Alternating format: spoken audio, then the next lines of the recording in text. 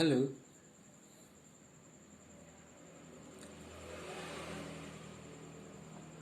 kali ini gini, kan teman-teman semisal mau baru mencari pekerjaan atau mengelamar di perusahaan, kebetulan saya sempat di bagian untuk, aduh, ngomong angel.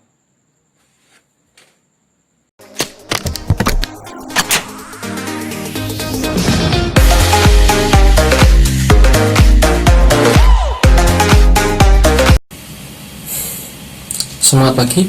Kali ini saya akan berbagi sedikit mengenai training setelah proses interview. Jadi kalau sepengalaman saya dulu, kalau setelah ada anak baru yang interview, berikutnya pasti mereka langsung diarahkan, yang keterima, yang lolos, besoknya langsung training. Oke. Training di sini maksudnya nanti ada dua training. Yang pertama training soal nanti mungkin tentang penyampaian materi SOP, materi tentang pekerjaan di situ. Yang berikutnya training langsung ke jobnya di situ. Jadi ada tahapan seperti itu. Kalau biasanya untuk penyampaian materi mengenai motivasi untuk bekerja itu selama 3 hari. Kalau sepengalaman saya di situ. Jadi untuk training hari pertama atau setelah interview biasanya besoknya itu kita ada materi hari pertamanya mengenai penjelasan tentang SOP kerja, untuk aturan kerjanya, sama untuk penjelasan nanti trainingnya berapa hari, penjelasan soal gaji trainingnya digaji apa enggak dari situ. Jadi kalaupun ada teman-teman yang baru tanya, Pak ya kalau Mas kalau untuk yang gaji barunya, yang gaji istilahnya gajinya di jobnya itu berapa nih, itu silakan tanya, nggak apa-apa. Soalnya kita kalau di saya sifatnya itu sharing, jadi teman-teman biar tahu juga di situ. Mungkin nanti juga bisa tanya buat masuknya gimana, untuk aturan telatnya gimana, untuk izinnya gimana di situ. Jadi untuk hari pertama kita penjelasan mengenai materi seperti itu, mengenai SOP, nanti kerjaannya gambaran seperti apa, bagiannya yang Anda lamar itu seperti apa di situ. Jadi usahakan pas training juga siapkan diri Anda, mulai dari nanti gambaranku seperti apa ya, disiapkan semuanya di situ.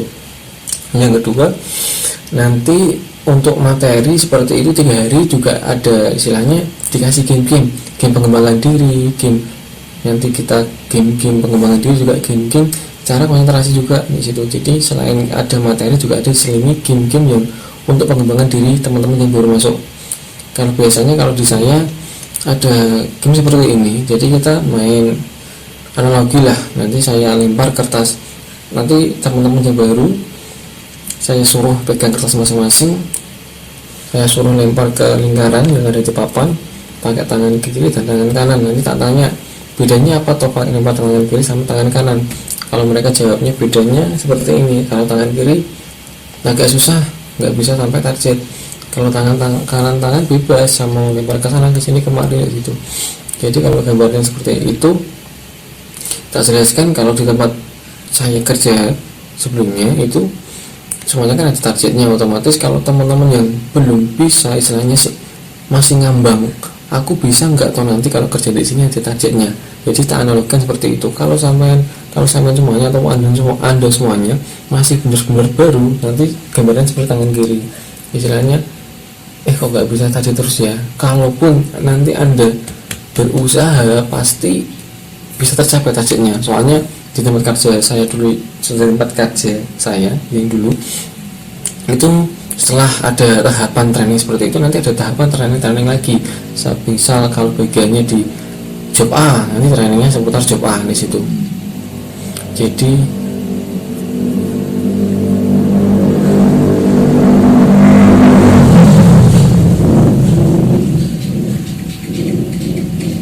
Jadi pasti ada training berikutnya di situ. Jadi jangan khawatir kalau teman-teman yang misalnya masih benar-benar baru masuk dunia kerja, pasti bisa di situ. Oke. Berikutnya selain penyampaian materi, kita juga selama 3 hari ada sharing mungkin setelah mereka training di jobnya, mungkin ada kendala, mungkin ada yang pengen diutarakan saat di jobnya itu ada kendala apa enggak. Mungkin kalau ada kendala ataupun mereka pengen sharing, yuk kita tampung, kita saling semangatin, kita saling kasih motivasi di situ biar mereka tetap betah di pekerjaan tersebut, tetap betah di perusahaan tersebut. Jadi poinnya dari kita kalau di tempat kerja saya dulu itu poinnya training awal dulu, training awal mengenai mungkin penyampaian materi, kita sering sharing, sering komunikasi. Di situ pasti mereka yang pelamar baru juga merasa, oh enak ya ternyata training di sini, kita dibimbing, kita diajari caranya bekerja itu seperti apa, gambaran kerja itu seperti apa di situ. Jadi selama masa training nanti kita juga jelaskan mengenai job-jobnya, biar tetap semangat kerja gimana, cara menghadapi teman-teman yang baru seperti ini seperti apa, nanti kita ajak diskusi bareng di situ. Jadi pengennya di tempat kerja saya dulu itu mereka yang lamar baru itu juga semuanya bisa keterima di situ, bisa betah di tempat kerja tersebut di situ. Seperti itu sih gambarannya buat training setelah masa interview. Jadi buat teman-teman yang keterima biasanya nanti langsung training di situ. Jadi tujuannya kenapa kok dulu saya di perusahaan tersebut ada kayak materinya sendiri, ada ke jobnya sendiri juga. Itu tujuannya biar teman-teman yang baru masuk tetap semangat, istilahnya tetap semangat, dan harapannya bisa terus bertahan di perusahaan yang baru ini, yang baru dilamar di situ.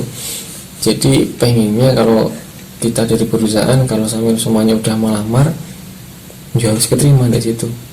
Jadi kan balik lagi teman-teman yang mencari kerja, apakah semangat apa enggak di situ. Kalau belum semangat, dikumpulkan semangatnya di situ. Soalnya kan kita semuanya butuh pekerjaan, dan bekerja itu juga sebagian dari ibadah juga. Ibadah sambil kerja, bekerja juga ibadah di situ.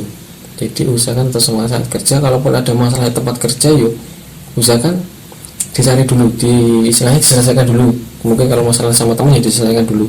Ini apa tuh yang salah, diajak ngobrol, diajak diskusi biar masalahnya cepat selesai di situ. Jangan tiba-tiba cerita sama orang lain, takutnya beritanya tambah menyebar di situ. Itu sih seputar gambaran training setelah interview kerja nih. So, kalau di tempat kerja saya dulu dan sesuai dengan pengalaman saya. Terima kasih.